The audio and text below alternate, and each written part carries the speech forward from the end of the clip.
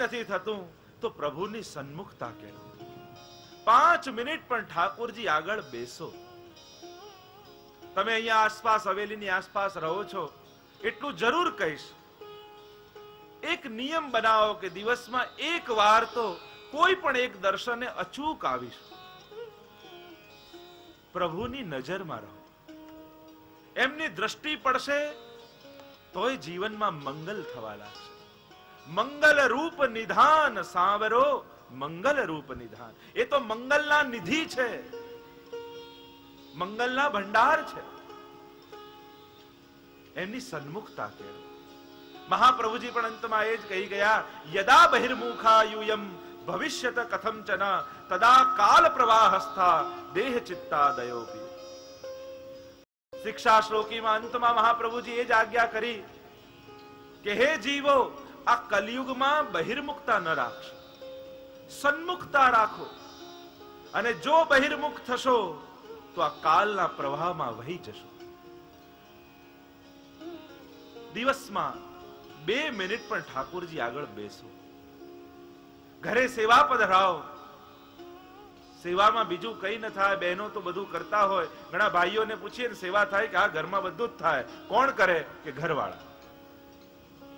જો આટલા કામ દરેકે જાતે કરવાના છે, લગન, મરણ, ભજન અને ભોજન, આમાં ઓલ્ટરનેટિવ ન ચાલે. આ 4 જાતે જ કરવું પડે.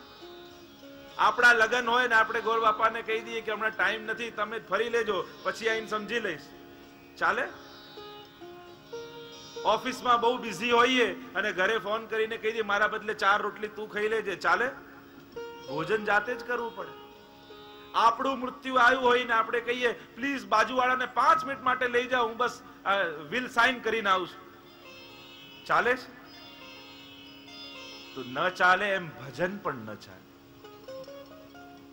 જાતે જ કરવું પડે, જાતે જ માળા ફેરવવી પડે. કથા સાંભળવા આયા છો તો એટલું જરૂર કહીશ, ખાસ ભાઈઓને ઘરે જો ઠાકોરજી બિરાજતા હોય તો રોજ સ્નાન કરી ચરણસ્પર્શ જરૂર કરજો. ઠાકોરજીને દંડવત જરૂર કરવા જજો, ઠાકોરજી રાજી થઈ જશે. દરરોજ ન ફાવે તો રવિવારે. આટલી છૂટ આપું છું. પણ ઘરમાં ઠાકોરજી બિરાજતા હોય અને આપણે સામે ન જોઈએ, આ અપરાધ નથી? અરે કોઈ મહેમાન આવ્યું હોય આપણા ઘરે અને આપણે એની સામે જોઈએ જ નહીં અને સીધા આવીએ નીકળી જઈએ, ઓફિસે જઈએ સીધા ઘરે આવીએ, એની સામે જ જોઈએ નહીં તો એને ખોટું લાગી જાય. તો આ તો ત્રિલોકનો નાથ પોતાના ત્રિલોકના સુખો છોડી, વૈકુંઠનું આસન છોડી અને આપણા ઘરના 2x2 ખાનામાં રહેવા તૈયાર થયા છે અને તોય આપણે સામે ન જોઈએ. આ કેટલો મોટો અપરાધ છે. શું આ પ્રભુનું અપમાન નથી? કથા સાંભળ્યા પછી એટલો નિયમ લો કે ઠાકોરજી ઘરે બિરાજે છે તો રોજ ચરણસ્પર્શ જરૂર કરીશ. અને બ્રહ્મ સંબંધી તમે છો તો ગદ્ય મંત્ર તુલસીદલમાં લઈ અને નિવેદન મંત્ર, જે બ્રહ્મ સંબંધ મંત્ર તમને આપવામાં આવ્યો છે, એ દરરોજ ઠાકોરજી આગળ બોલવો જોઈએ. નિવેદનનું સ્મરણ કરવું જોઈએ. જુઓ પ્રભુની પછી કેવી કૃપા થાય છે.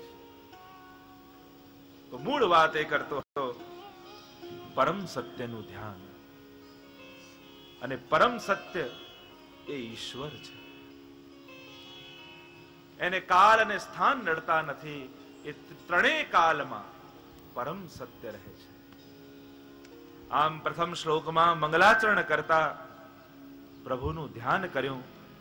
બીજા શ્લોકમાં ભાગવતમાં કયો ધર્મ વર્ણિત થયો છે એ નિર્દેશિત કરતા બોલ્યા, ધર્મ પ્રવૃત્ત કેતવોત્ર પરમો